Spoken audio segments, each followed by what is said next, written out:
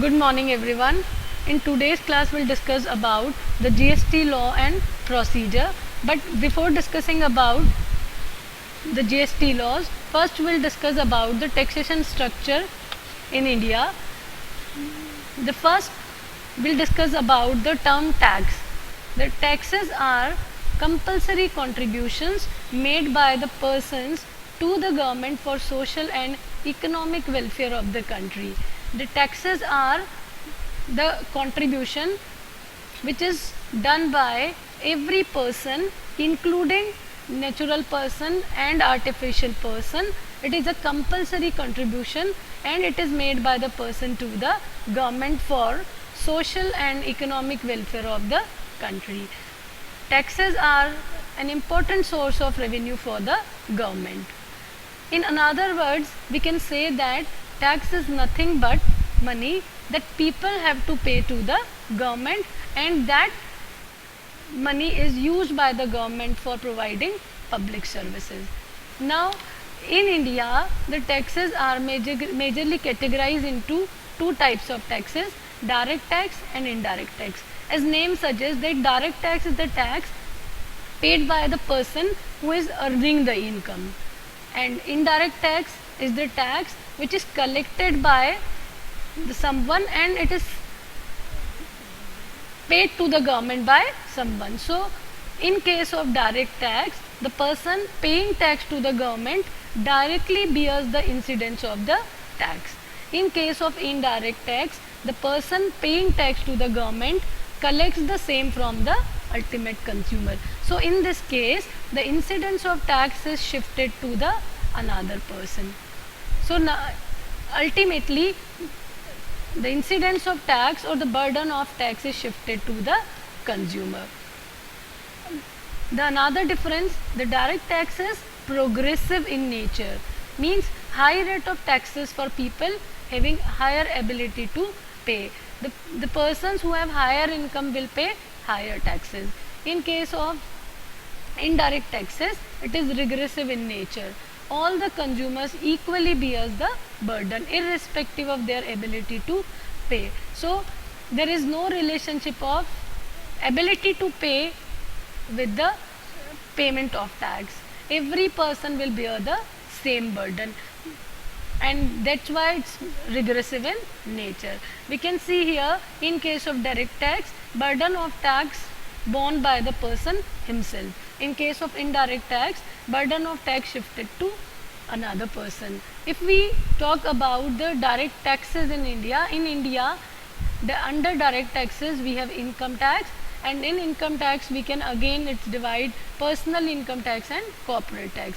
In case of indirect tax, we have goods and service tax, excise duty and custom duty. Now, goods and service tax is the tax which is levied on supply of goods and services, and that we discuss in detail later on. Excise duty is the duty charged on the manufacturer for the manufacturing of goods, and in case of custom duties, it is levied on import and export of goods.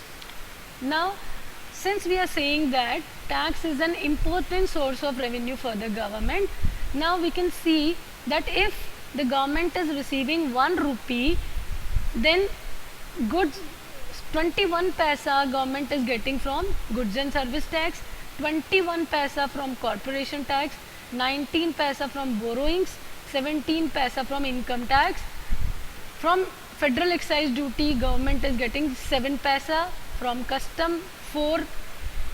So, we can see from direct taxes, government is receiving 38% of total receipts, or we can say 38 paisa in 1 rupee, and from indirect tax it is receiving 32 paisa. So, approx 70% government are receiving from taxes, and that's why it's an important source of revenue for the government.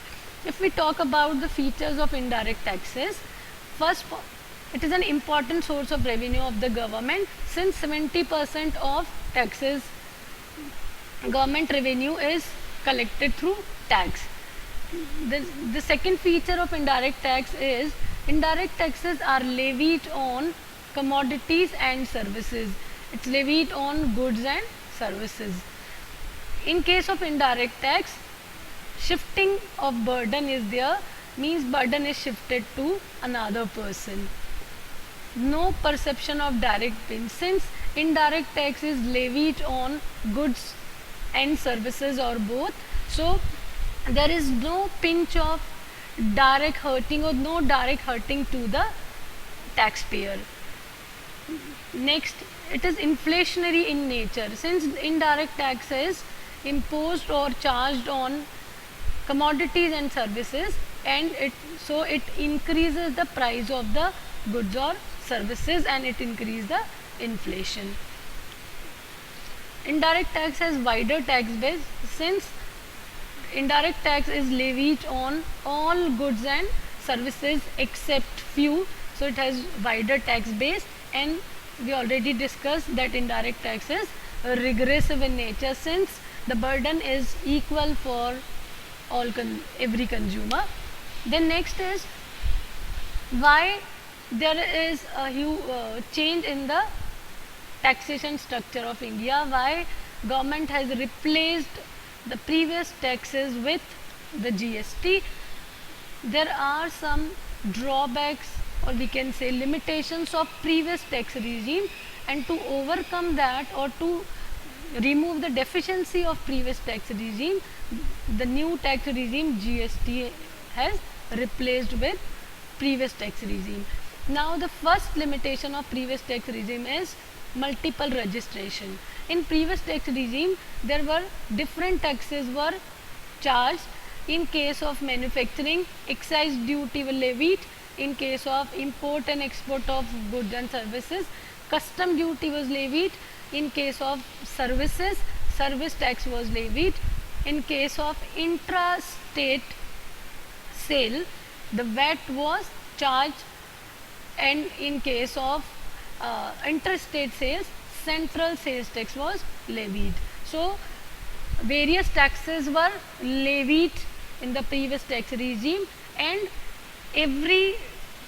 under every tax it requires separate registration. So taxpayer to register separately for each type of taxes. That was and the same time it was an administrative cost was also very high for the government. So the first limitation was multiple registration. Second, the biggest limitation of previous tax regime was cascading effect of tax. Means in the previous tax regime, the tax was levied on tax. When you are paying tax, at the same time you are paying tax on tax. So in this case, suppose we take an example. In case of previous tax regime, suppose a manufacturer of car, the manufacturing cost of car is 2,50,000. Then manufacturer added profit at the rate of 20%. So now the total cost of the car is 3 lakhs. Now manufacturer is paying excise duty at 10%. So the excise duty is 30,000. Now cost after adding the excise duty is 3,30,000. If it is intra-state sale, then VAT is levied. So VAT is charged at 10%. So we charge 10%, 3,30,000 is 33,000. So cost of car for the customer is 3,63,000. Now we can see here that the cost of the car is 3 lakh, excise duty is charged added is 30,000, but when we are levying the VAT, again we are paying tax on tax. So here the tax on tax is 10% of 30,000, that is 3,000. And so in this chain, every time we are paying tax on tax, and it is ultimately increasing the burden of the consumer. So the new GST, to eliminate the cascading effect of tax, we replaced our previous tax regime with new tax regime. Now in case of GST, we can see in this example, the cost of the car is 3 lakhs, excise duty, no, because after replacing previous tax regime with GST, all previous taxes abolished. So here only we have one nation, one tax, that is GST. So GST excise duty is 0. Now the rate of GST is 20%. That is again the same in the previous tax regime, but this time we are charging GST on 3 lakhs at 60,000. So here there is a difference of 3,000, which was cascading effect of tax in the previous tax regime. So the second limitation was cascading effect of tax. The third limitation of previous tax regime is different points of taxation. So in previous tax regime, on manufacturing, excise duty were levied. On service tax were levied. On interstate sales, CST is levied. On intrastate, VAT is levied. So there was different points of taxation for every type of activity. Lack of uniformity was the another limitation of previous tax regime. Since the VAT was, some of the taxes were under the control of central government and some were under control of state government. So VAT was under the charge of state government. So VAT rate of tax was different in different states, and there was lack of uniformity. There was no uniform, one uniform rate in the whole country. And the last is goods versus services dilemma. In the previous tax regime, it was a confusion that whether a particular transaction will be treated as a goods or a service. When you are going to a restaurant and when you are ordering, the restaurant is providing you the serving facility, but at the same time they are providing you the food also. So it was a confusion whether it will be a goods or a service. When you are buying a CD, software CD, it will be treated as a goods or a service. That was also a confusion in the previous tax regime. So because of these 5 limitations, to overcome the deficiency, the new taxation system has replaced, we can see, deficiencies in the existing value added taxation has led to GST, a cure for ills of existing indirect tax regime. Now what is GST? GST is one nation, one tax. It's applicable for every type of segments, either it's a manufacturing, trading or services. If we define about the definition of GST, the GST is implemented in India after 101st Amendment of Constitution Act 2017. GST defined under Article 366 12A. It defines goods and service tax means any tax on supply of goods or services or both, except taxes on the supply of alcoholic liquor for human consumption and petroleum products. So goods and service tax is the tax which is levied on supply of goods or services. Here we replace the most important word is the supply. So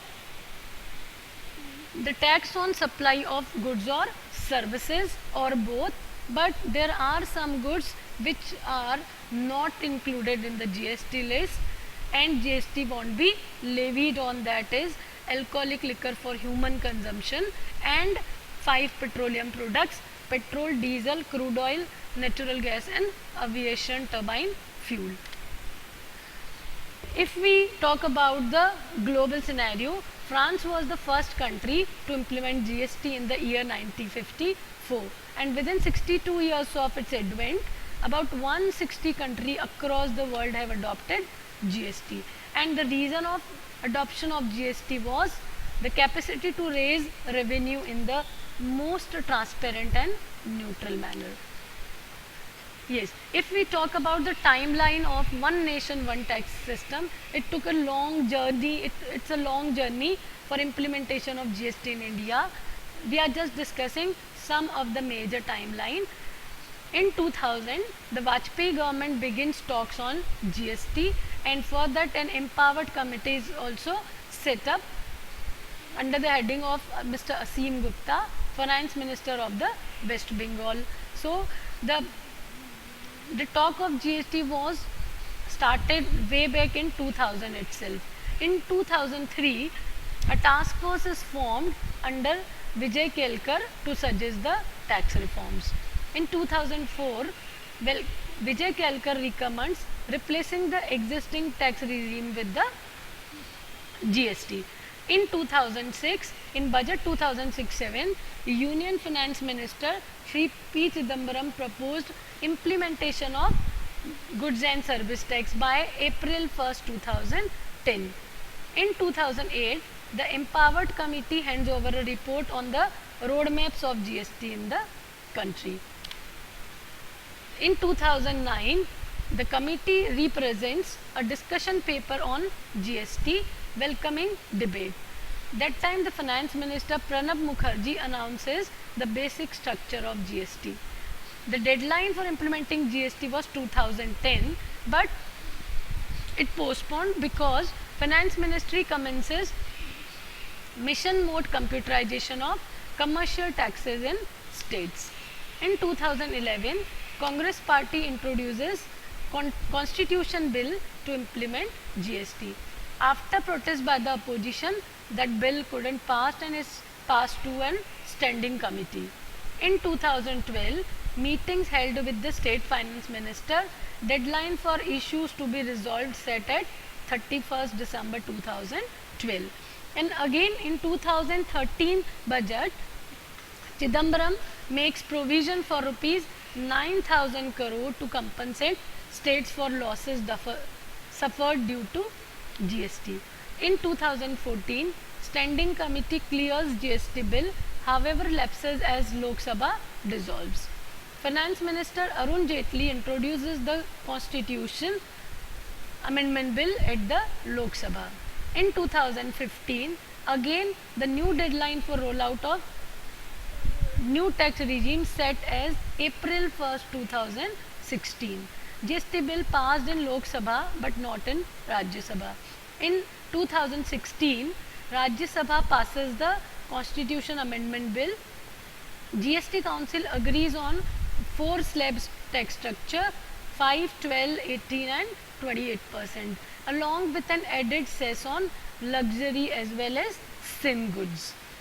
And in 2017, finally, GST implemented in India on 1st July 2017.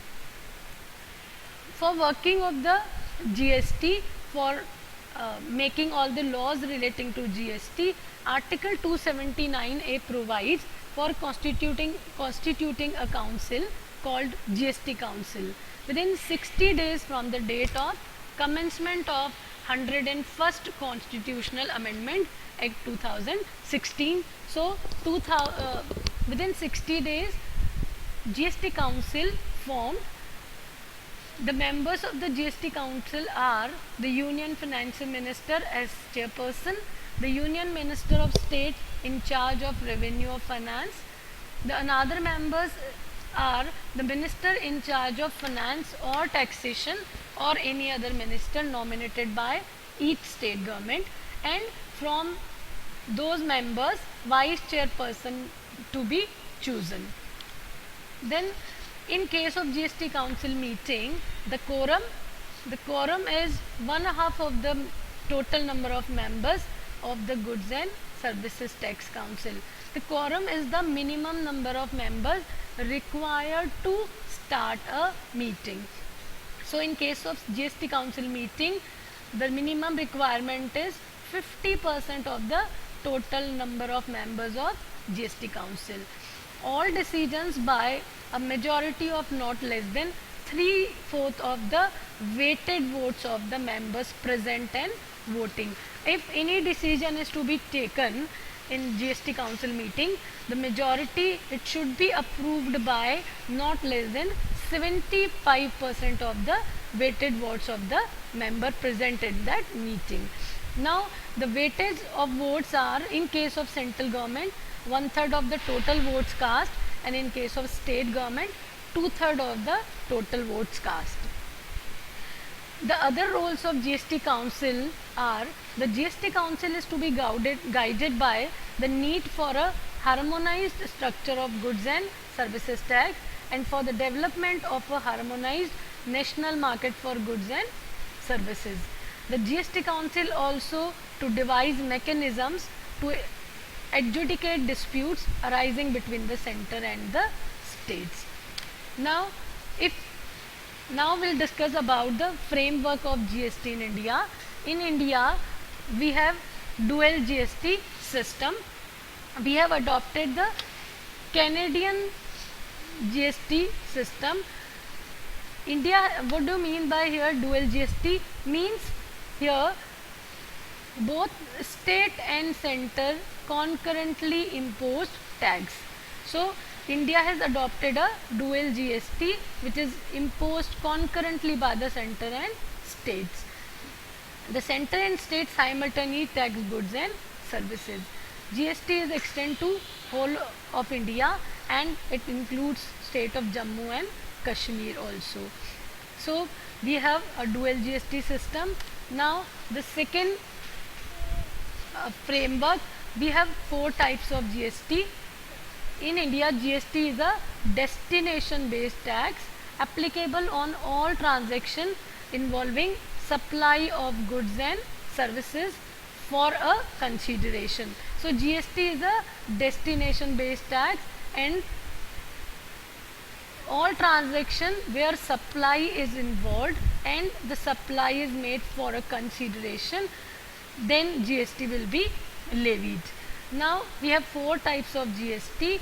The first is CGST, Central Goods and Service Tax, levied and collected by the central government. Second one is SGST, State Goods and Service Tax, which is levied and collected by the state governments. In case of union territories, we have third kind of GST, that is UTGST, which is levied and collected by the union territories without state legislature on intra-state supplies of taxable goods or services. So CGST, SGST or UTGST will be levied on intra-state supply of taxable goods or services. In case of interstate supply of taxable goods or services, IGST, integrated GST will be levied, and IGST is approximately the sum total of CGST and UTGST or SGST, and IGST is levied by the center on all interstate supplies. The third is, there is a single legislation, that is CGST Act 2017 for levying CGST. In case of union territories without state legislature, I have mentioned here the names of the union territories. All union territories without state legislatures are governed by UTGST Act 2017 for levying UTGST. States and union territories with their own legislature, like in case of Delhi, Jammu and Kashmir and Puducherry, they have their own GST legislation for levying SGST. In case of GST, the harmonized system of nomenclature code is used for classifying the goods. In case of classification of services, the services of various descriptions have been classified under various sections, headings and groups. Each group consists of various service codes. Chapters referred are the chapters of the first schedule to the Custom Tariff Act 1975. So in case of goods, we have adopted harmonized system of nomenclature, also known as HSN code, for classifying the goods.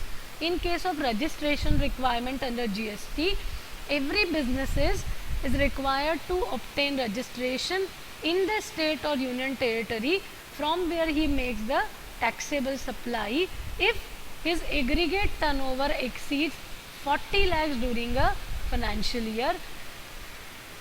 Means in case of every businesses, if their aggregate turnover exceeds 40 lakhs during a financial year, they have to compulsory register under GST. In case of special categories states which are defined in Article 279A 4G, these states like Arunachal Pradesh, Assam, Jammu and Kashmir, Manipur, Meghalaya, Mizoram, etc. These are the special category states, and there the aggregate turnover limit is 20 lakhs instead of 40 lakhs.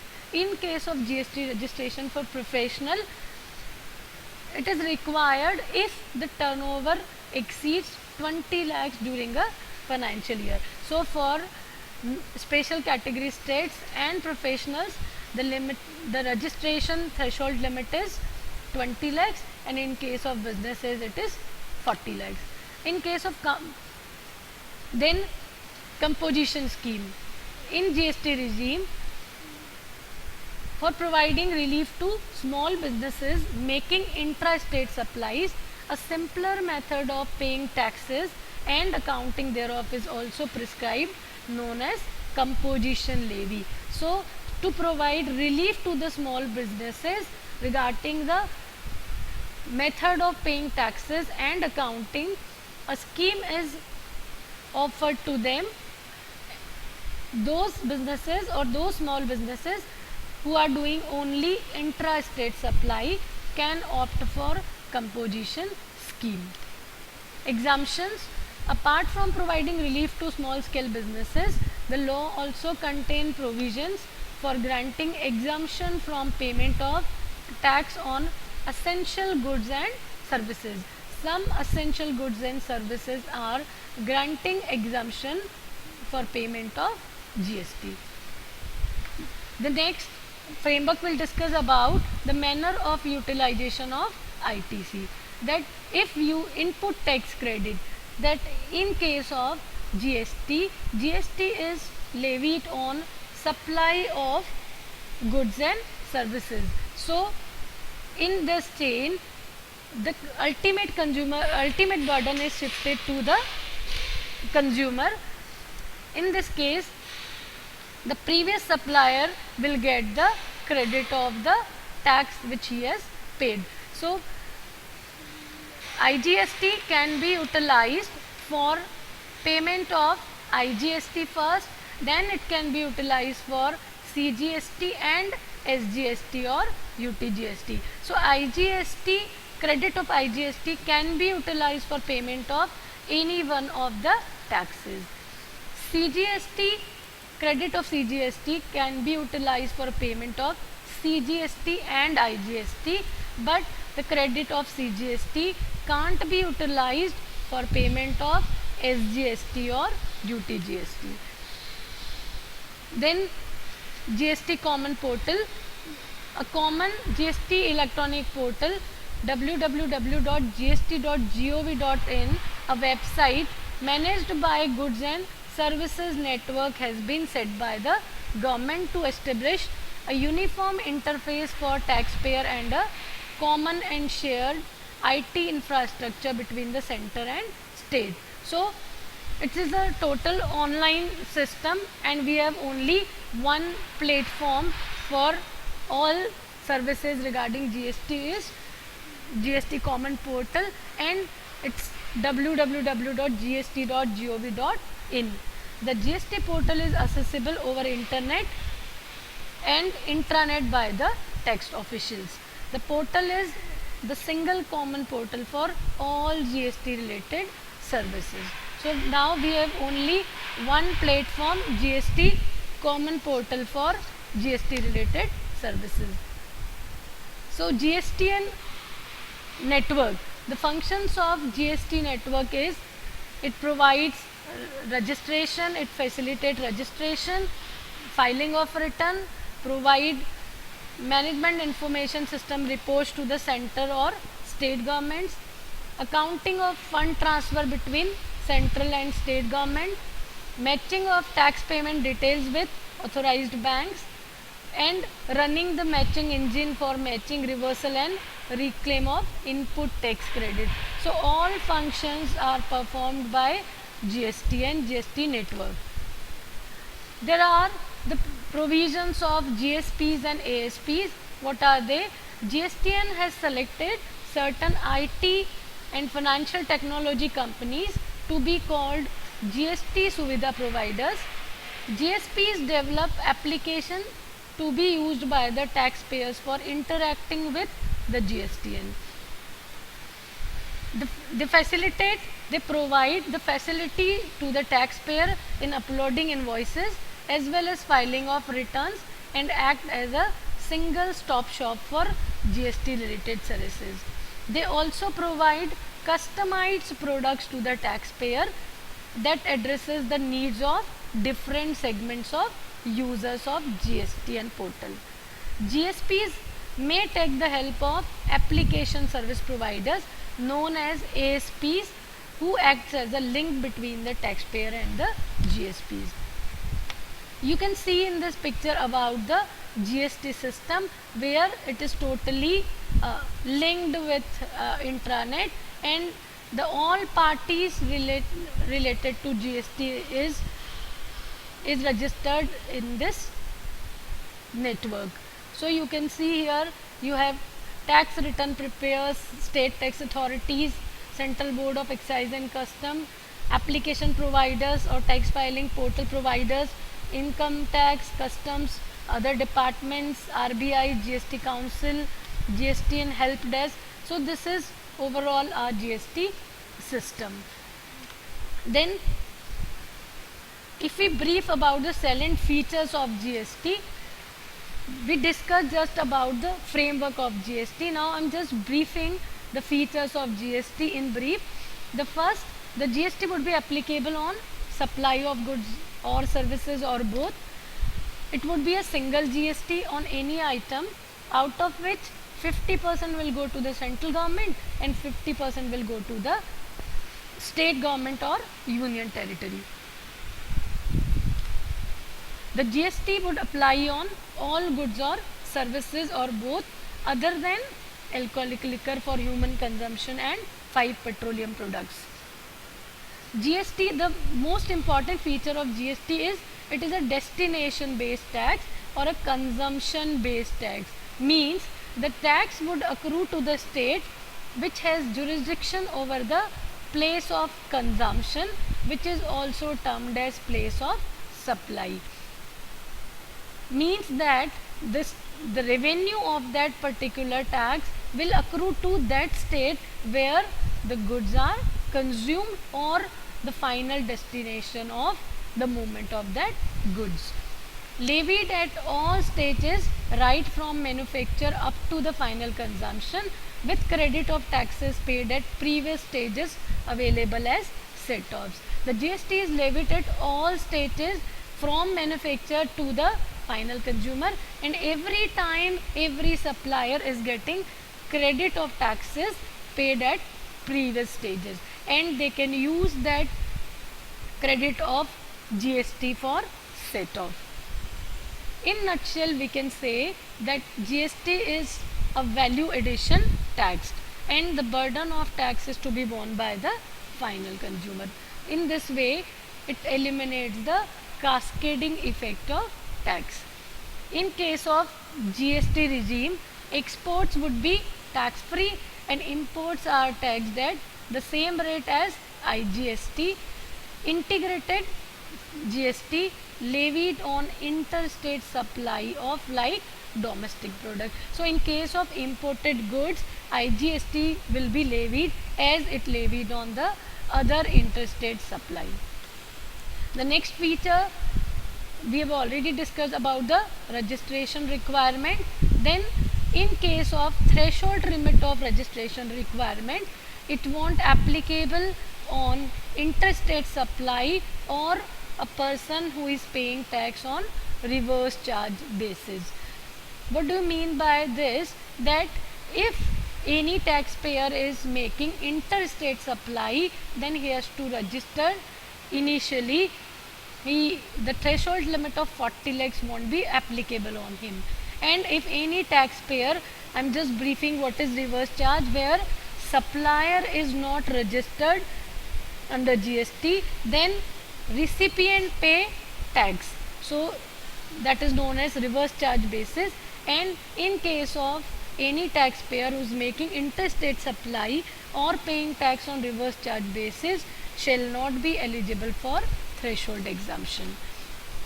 The next feature of GST, that for providing relief to small taxpayer with an aggregate turnover in a financial year is up to 1.5 crore shall be eligible for composition levy.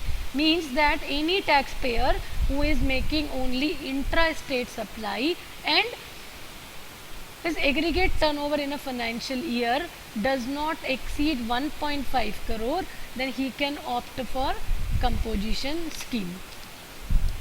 An integrated GST would be levied and collected by the center, and it will be levied on interstate supply of goods and services. HSN code will be used for classifying goods and services. Taxpayer whose turnover is above 1.5 crores but below 5 crore, means in between the limit of 1.5 to 5 crores, he can use 2-digit code, and the taxpayer whose turnover is more than 5 crores will use 4-digit code. For services, service accounting code shall be used.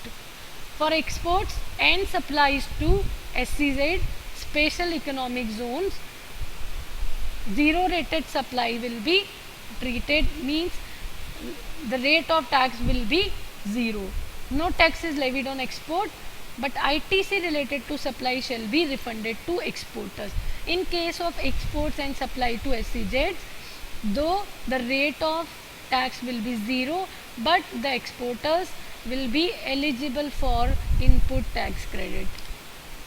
Import of goods or services would be subjected to IGST in addition to basic custom duty. In case of import of goods or services, both basic custom duty and IGST will be levied. Laws and procedure for levy and collection of CGST or SGST will be harmonized to the extent possible. The last, we are discussing about the benefits of GST. The first benefit of GST, that it decreased in inflation. Since it is GST, after implementation of GST, it is eliminating the cascading effect of tax, so overall reduction in prices and decreasing the inflation.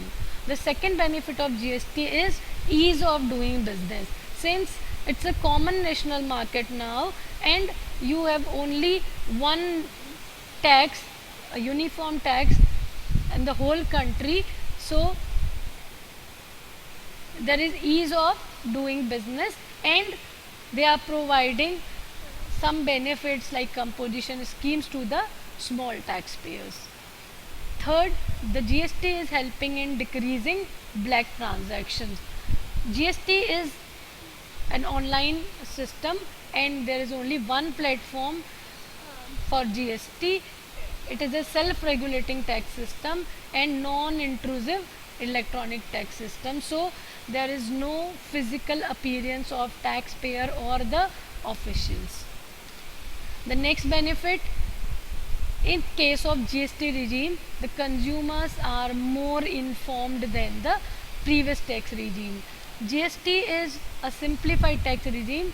There is only one tax for the whole nations and we have 5 slabs of tax structures in GST. And there is reduction in multiplicity of taxes. Since in the previous tax regime there was various taxes levied like excise duty, custom, VAT, CST, here we have only one tax, that is GST. So it's more simplified tax regime for the consumers. In GST case, Poorer states are in beneficial position. Poorer states are gaining because GST is a consumption based tax. As we discussed that the revenue will be accrued to the state in which the goods will be consumed.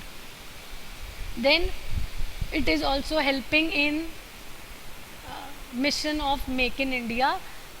Exports will be zero rated, and to protect the domestic industries, IGST is levied on goods and services imported. So it's all about the GST overview. Thank you very much.